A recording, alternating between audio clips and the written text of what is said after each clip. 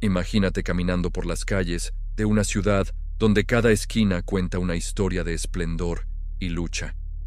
Te invito a que me acompañes en este viaje extraordinario al París del siglo XVII, una época donde la grandeza y las dificultades convivían en cada rincón. El París de aquellos tiempos era una ciudad que vibraba entre la gloria y los desafíos diarios. Las calles estrechas rebosaban de vida, mezclándose en ellas el barro, el humo de las chimeneas y los perfumes que escapaban de las casas.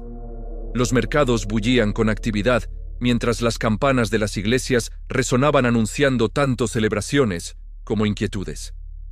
Por esas mismas calles, los carruajes avanzaban ruidosamente, pasando junto a personas necesitadas y nobles por igual. El río Sena fluía como una arteria vital, transportando mercancías y también las intrigas propias de la vida urbana.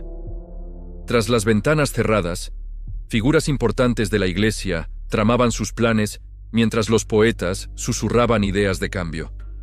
París era brillante, impredecible y llena de energía. Una ciudad preparándose para grandes transformaciones. Bienvenido, bienvenida a este París del siglo XVII que te voy a mostrar. En la isla de San Luis, el París de entonces mostraba su cara más trabajadora y sin pulir. Esta zona baja y pantanosa estaba repleta de almacenes de madera y depósitos comerciales. Sus orillas fangosas se llenaban de barcazas que descargaban cereales y leña. Esta isla era puro trabajo, esfuerzo diario y el contacto directo con el río. En la zona de los arcos triunfales, la ciudad mostraba su rostro más victorioso. Los grandes monumentos se elevaban por encima del ir y venir constante de carretas y comerciantes.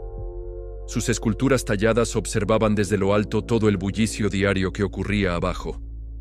En el ayuntamiento, París exhibía su semblante más serio y oficial. La imponente fachada de estilo renacentista se alzaba sobre la plaza como un recordatorio del orden establecido. Sin embargo, bajo esa piedra tallada con tanto esmero, el pulso de la ciudad latía con fuerza e incertidumbre. Los mensajeros corrían por los adoquines llevando documentos sellados, mientras el murmullo de disputas flotaba desde los salones abarrotados donde mercaderes, funcionarios y solicitantes presentaban sus peticiones. En el exterior, los vendedores se mezclaban con quienes protestaban, sus gritos rebotando contra los muros mientras el viento frío del Sena barría la plaza. Aquí, el poder se sentía ceremonial, pero también delicado. En el Puente Nuevo, París se reunía en todo su desorden glorioso. Este amplio tramo de piedra vibraba con vendedores, artistas callejeros, barberos y carteristas. Los caballos pasaban al trote, junto a nobles vestidos con sedas brillantes. Mientras los chismes, los folletos y los rumores cambiaban de manos tan rápido como las monedas. Bajo los arcos del puente, los barqueros gritaban sus servicios y los olores del río subían densos y agrios. Era el gran cruce de caminos de la ciudad, ruidoso, atento y vivo, donde cada momento se sentía cargado de posibilidades y también de engaños. En el Palacio Real, París revelaba su máscara pulida de poder e intriga. Tras sus dignas arcadas, la gente de la corte intercambiaba secretos y el jardín ofrecía un silencio poco común. Caminos de grava, árboles recortados y fuentes murmurantes. Era elegancia envolviendo tensiones ocultas. En el Palacio de Luxemburgo, la grandeza de la reina María de Médici se mantenía apartada del alboroto de la ciudad. El palacio se elevaba sereno y majestuoso, con vistas a jardines donde senderos ordenados, estatuas y flores coloridas suavizaban el ambiente. Familias nobles paseaban entre setos bien cuidados, sus pasos silenciosos ocultando las maquinaciones cortesanas. En la Plaza de las Victorias, París mostraba sus triunfos en piedra. Comerciantes, soldados y curiosos transitaban por el espacio abierto, sus pasos amortiguados por la simetría que los rodeaba. Era elegancia convertida en certeza, una calma ordenada destinada a aquietar el espíritu inquieto de la ciudad. La plaza circular enmarcaba la estatua del rey Luis XIV, elevándose orgullosa sobre fachadas pulidas que hacían eco de la autoridad real. La Catedral de Notre-Dame se alzaba imponente sobre la Ile de la Cité. Su piedra oscurecida captaba la luz del río como un faro solemne. Las campanas hacían temblar las calles, y en el interior el incienso flotaba bajo sombras abovedadas, donde los fieles murmuraban sus esperanzas y temores. En el extremo occidental de la ciudad, los jardines de las Tullerías se extendían en hileras ordenadas de árboles y caminos de grava, ofreciendo a los parisinos un espacio poco común de tranquilidad.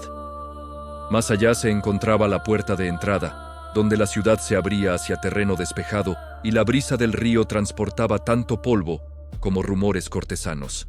En otra de las entradas de la ciudad, París se abría a las corrientes más bravas del río.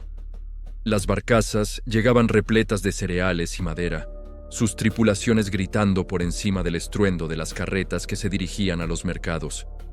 Las antiguas puertas permanecían desgastadas, pero vigilantes, marcando un umbral donde las calles abarrotadas de París se encontraban con el trabajo más duro del Sena. Los parisinos vivían muy apiñados. Miles de familias se amontonaban en casas altas y atestadas que se inclinaban sobre calles estrechas. La ciudad bullía con más de 500,000 almas. Artesanos, escribientes, sirvientes y mercaderes, moviéndose a través de una presión diaria de ruido y trabajo. La privacidad era escasa, y el pulso de la ciudad se sentía en cada escalera y patio interior. Los más necesitados de París se agolpaban en los escalones de las iglesias y en las esquinas de los puentes, envueltos en harapos contra los vientos húmedos de la ciudad. Los mendigos suplicaban por monedas o trozos de pan, con niños siguiéndoles con miradas vacías. Entre mercados y palacios, su presencia era constante, un recordatorio silencioso del hambre entretejida en la vida diaria de la capital. Esta realidad, aunque dura, también nos muestra cómo con el tiempo las sociedades han ido construyendo sistemas de apoyo mutuo y solidaridad que han mejorado las condiciones de vida para todos. Los inviernos en el París del siglo XVII mordían más fuerte que los actuales. El Sena a menudo se congelaba por completo. Los parisinos acudían en masa al hielo con patines, trineos y puestos improvisados, convirtiendo el río congelado en una bulliciosa feria invernal. Frío, brillante y brevemente despreocupado, este fenómeno mostraba cómo la gente sabía encontrar momentos de alegría incluso en las circunstancias más adversas. Un pastelero parisino del siglo XVII trabajaba rodeado de hornos cálidos y el dulce aroma de azúcar y mantequilla. Tartas, galletas y frutas glaseadas atraían multitudes a su tienda, donde nobles y trabajadores por igual hacían una pausa para disfrutar de pequeños lujos. Su oficio ofrecía un breve escape, placeres delicados en una ciudad de ruido y necesidades. En las galerías comerciales, los libreros ofrecían folletos recientes y versos prohibidos, mientras el puesto del mercero brillaba con cintas y telas finas. El pasaje zumbaba con cotilleos, regateos y el susurro de ambiciones. La vida parisina comprimida en un único corredor abarrotado donde se intercambiaban ideas y se forjaban relaciones comerciales. En 1628, el rey Luis XIII y el cardenal Richelieu gobernaban en una armonía tensa. La estrategia del cardenal guiaba al rey a través de asedios e intrigas. Su alianza mantenía unido el reino solo por voluntad, demostrando que incluso en tiempos difíciles, la colaboración entre líderes podía sostener naciones enteras. El cardenal Mazarino gobernaba con calma e inteligencia deliberada, conduciendo a Francia a través de guerras, rebeliones y paz inquieta. De voz suave pero resuelto, él moldeó el camino del joven Luis XIV. Su liderazgo demuestra cómo la diplomacia y la paciencia pueden lograr más que la confrontación directa. Hijo de Luis XIII, Luis XIV creció recordando los disturbios que una vez sacudieron París y prometió comandar la ciudad tanto a través de la grandeza como de la autoridad. Como rey, remodeló la capital con ambición arrolladora, despejando antiguos muros para crear amplios bulevares, tallando grandes plazas en el denso corazón de la ciudad y encargando arcos triunfales para glorificar el poder real. Fundó grandes instituciones, fortaleció edificios importantes y llenó París de arquitectos, escultores y creadores de fuentes que llevaron a cabo su visión de elegancia clásica. Incluso cuando Versalles se convirtió en su centro cortesano, París permaneció como su escenario público, transformada, ordenada e iluminada por su voluntad. Bajo Luis XIV, la ciudad adoptó una nueva identidad, disciplinada, brillante e inconfundiblemente moldeada por el rey que pretendía que reflejara su resplandor. La familia de Luis XIV se reunía a su alrededor, formando una constelación de deber y ambición. Su heredero llevaba la carga de la herencia. Sus hermanos se preparaban para el servicio y las alianzas. Las mujeres reales, hijas, sobrinas y otras damas importantes ejercían una influencia estratégica y serena dentro de la corte. Juntos formaban una dinastía disciplinada, mostrando que la fortaleza de una nación reside en la unión y colaboración de sus miembros. Para finales del siglo XVII, los jardines de las Tullerías habían sido remodelados por Luis XIV y su paisajista en un orden geométrico impresionante. Amplias avenidas, setos recortados y parterres precisos atraían a los parisinos hacia un paisaje de simetría real. Calma, medida e impecablemente organizada, esta transformación simbolizaba cómo el trabajo conjunto entre visionarios y artesanos puede crear espacios que mejoran la vida de toda una comunidad. Este ha sido nuestro recorrido por el París del siglo XVII. Una ciudad que, a pesar de sus desafíos, bullía con creatividad, comercio y la determinación de sus habitantes por forjar un futuro mejor. Lo que vemos en esta historia es el poder de la colaboración humana. Cómo artesanos, comerciantes, gobernantes y ciudadanos comunes trabajaron juntos, cada uno desde su lugar, para construir una de las ciudades más extraordinarias del mundo. Sus esfuerzos colectivos sentaron las bases para el París que conocemos hoy, recordándonos que los grandes logros siempre han sido fruto del trabajo en equipo, la perseverancia y la capacidad de superar diferencias para crear algo mayor que nosotros mismos. Pero nuestra historia del París del siglo XVII no termina aquí. Hay aspectos de la vida diaria que aún no hemos explorado. Rincones donde la luz y la sombra se mezclaban de formas que tal vez no imaginas. Pensemos por un momento en las noches parisinas de aquella época. Cuando el sol se ocultaba tras los tejados inclinados, la ciudad cambiaba completamente de carácter. No existía el alumbrado público como lo conocemos. Apenas unas cuantas antorchas titilaban en las esquinas principales, dejando la inmensa extensión de callejuelas sumidas en una oscuridad casi total. Los ciudadanos que se atrevían a salir después del anochecer llevaban faroles de mano, pequeñas jaulas de metal con velas parpadeantes que apenas iluminaban un par de pasos adelante. El sonido de los pasos sobre los adoquines resonaba diferente bajo el manto nocturno, más amenazante, más íntimo. Las sombras se alargaban contra los muros y cada rincón podía esconder tanto un romance clandestino como un peligro real. Esta oscuridad nos recuerda lo afortunados que somos hoy de poder caminar por nuestras calles iluminadas, de tener esa seguridad que damos por sentada cada vez que salimos de casa después de cenar. En aquellos tiempos, los serenos recorrían las calles gritando las horas. A las 11 de la noche, su voz ronca atravesaba el silencio anunciando el momento, recordando a los habitantes que cerraran bien sus puertas y apagaran las velas para evitar incendios. Estos vigilantes nocturnos eran los guardianes informales de una ciudad que dormía inquieta, siempre a medio camino entre el reposo y la alerta. Hablemos ahora de algo que quizás te sorprenda. El agua en el París del siglo XVII era un bien extraordinariamente valioso. No había grifos en las casas. Las familias dependían de los aguadores, hombres que transportaban cubos colgados de yugos de madera sobre sus hombros, subiendo escaleras empinadas hasta los pisos más altos de aquellos edificios atestados. Cobraban por cada cubo entregado. El agua provenía de fuentes públicas, dispersas por la ciudad o directamente del Sena. Aunque todos sabían que el río arrastraba no solo agua limpia, sino también los desperdicios de miles de hogares y talleres. Beber agua pura era un lujo. Por eso los parisinos preferían el vino. Incluso los niños consumían versiones aguadas. El vino era más seguro que el agua, algo que hoy nos parece increíble, pero que salvó incontables vidas al evitar enfermedades transmitidas por agua contaminada. Las fuentes públicas se convertían en puntos de encuentro social. Allí, las mujeres intercambiaban noticias mientras esperaban su turno. Los niños jugaban salpicándose unos a otros, y los rumores corrían tan rápido como el agua que brotaba de los caños de piedra. Estos espacios, aunque funcionales, tejían la red social de barrios enteros. Nos enseñan que los lugares donde nos reunimos, donde compartimos nuestras experiencias cotidianas, son fundamentales para construir comunidad. Algo fascinante ocurría con la comida.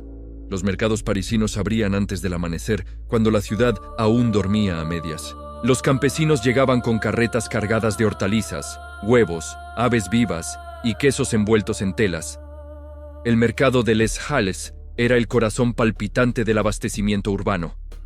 Allí se podía encontrar prácticamente cualquier cosa comestible, desde anguilas vivas sacadas del Sena hasta perdices traídas desde los bosques cercanos. Las cocineras de las casas nobles llegaban temprano para elegir los mejores productos, seguidas por los sirvientes de familias más modestas que buscaban ofertas entre lo que quedaba. Los gritos de los vendedores anunciando sus mercancías creaban una sinfonía caótica que definía las mañanas parisinas. Pescaderos, carniceros, queseros, panaderos, cada uno pregonaba con voz potente tratando de superar el ruido de los demás. Pero aquí viene algo que probablemente desconoces. En el París del siglo XVII surgieron los primeros cafés. Sí, esos espacios que hoy asociamos con charlas tranquilas y lectura comenzaron precisamente entonces. El café había llegado desde Oriente y causó sensación inmediata. Los establecimientos que servían esta bebida oscura y estimulante se convirtieron rápidamente en centros de debate intelectual. Filósofos, escritores, científicos y conspiradores se reunían en mesas de madera para discutir ideas revolucionarias mientras sorbían aquella bebida amarga que mantenía las mentes despiertas hasta altas horas. Estos cafés fueron semilleros de cambio social, lugares donde nacieron movimientos que transformarían no solo Francia, sino el mundo entero. Nos muestran que los espacios de conversación, donde escuchamos perspectivas diferentes a las nuestras, son esenciales para el progreso humano. Los baños públicos prácticamente no existían. La higiene personal era muy diferente a nuestros estándares actuales. Los parisinos se lavaban ocasionalmente, pero el baño completo era poco frecuente. Se consideraba incluso peligroso para la salud sumergirse en agua. En su lugar, las personas se frotaban con paños húmedos y usaban abundantes perfumes y polvos para disimular los olores corporales. Los perfumistas tenían un negocio próspero. Sus tiendas ofrecían fragancias elaboradas con flores, especias y almizcle que las damas y caballeros aplicaban generosamente. Esta práctica acabó convirtiendo a París, siglos después, en la capital mundial del perfume. De las necesidades y limitaciones del pasado surgieron industrias enteras que siguen floreciendo hoy. La moda del siglo XVII era todo un espectáculo. Los nobles vestían ropas que hoy nos parecerían teatrales. Los hombres lucían pelucas elaboradas, medias de seda, zapatos con hebillas brillantes y casacas bordadas con hilos de oro. Las mujeres llevaban vestidos con corsés tan apretados que dificultaban la respiración, faldas con aros, que las hacían casi tan anchas como altas y peinados que se elevaban increíblemente sobre sus cabezas, decorados con cintas plumas y hasta miniaturas de barcos o jardines. Vestirse era una tarea que podía llevar horas y requería ayuda de varios sirvientes. Pero esta aparente vanidad tenía un propósito. En una sociedad donde la apariencia determinaba el rango social, la ropa era una declaración de identidad y poder. Nos recuerda que la forma en que nos presentamos al mundo siempre ha importado, aunque hoy tengamos la libertad de elegir cómo hacerlo. Algo verdaderamente notable del París de esa época era su efervescencia cultural. Los teatros proliferaban por toda la ciudad. Molière, el gran dramaturgo, presentaba sus comedias que satirizaban las hipocresías de la sociedad con un humor tan agudo que provocaba tanto carcajadas como escándalos. Sus obras llenaban los teatros de público diverso, desde aristócratas hasta comerciantes, todos compartiendo el mismo espacio y las mismas risas. El teatro era democrático en una sociedad profundamente desigual. Racine escribía tragedias que hacían llorar a los espectadores más curtidos. Corneille exploraba dilemas morales que resonaban en los corazones de quienes llenaban las butacas. Esta explosión creativa nos enseña que el arte florece incluso, o especialmente, en tiempos complicados. La expresión cultural nos ayuda a procesar nuestras realidades y a imaginar futuros diferentes. Los hospitales parisinos del siglo XVII eran lugares que inspiraban más temor que esperanza. El Hôtel Dieu, el hospital principal, albergaba a cientos de enfermos en condiciones terribles. Varias personas compartían la misma cama, sin distinción entre contagiosos y no contagiosos. Los tratamientos médicos se basaban en conocimientos limitados. Las sangrías eran el remedio preferido para casi cualquier dolencia, debilitando aún más a pacientes ya frágiles. Sin embargo, dentro de estos espacios oscuros había destellos de compasión genuina. Monjas y voluntarios dedicaban sus vidas a cuidar a los enfermos, arriesgando su propia salud. De esas experiencias dolorosas surgió gradualmente una medicina más científica, más efectiva. Los errores del pasado pavimentaron el camino hacia los avances médicos que hoy salvan millones de vidas. Tenemos el privilegio de vivir en una época donde la enfermedad ya no es una sentencia automática de muerte. Finalmente, déjame contarte sobre las estaciones del año en aquel París. La primavera llegaba transformando la ciudad de forma mágica. Los jardines del Palacio Real y de Luxemburgo estallaban en flores. Los parisinos salían a pasear después de meses encerrados por el frío, sus rostros buscando el sol tímido de marzo. El verano traía calor sofocante a calles sin ventilación adecuada, obligando a las familias a abrir ventanas de par en par, mezclando los sonidos y olores de cientos de hogares. El otoño pintaba de dorado los árboles que bordeaban el Sena y traía la promesa de cosechas que alimentarían a la ciudad durante los meses oscuros venideros. Y el invierno, como ya mencionamos, transformaba París en algo casi irreal, silencioso bajo la nieve, con el Sena convertido en camino sólido. Este París del siglo XVII, con todas sus contradicciones, con su mezcla de belleza y dureza, de ingenio y sufrimiento, nos deja lecciones valiosas. Nos muestra que los seres humanos siempre hemos encontrado maneras de crear belleza, incluso en circunstancias difíciles. Que la colaboración entre personas con talentos diferentes construye cosas extraordinarias. Que de los errores y limitaciones del pasado aprendemos a valorar lo que tenemos y a seguir mejorando. Que cada generación hereda el trabajo de la anterior y tiene la responsabilidad de dejarlo mejor para la siguiente. El París que existió hace 400 años ya no está. Pero su espíritu, esa mezcla de creatividad, resistencia y ambición, sigue vivo en la ciudad que podemos visitar hoy y en cada uno de nosotros cuando decidimos construir algo mejor con lo que tenemos a nuestro alcance.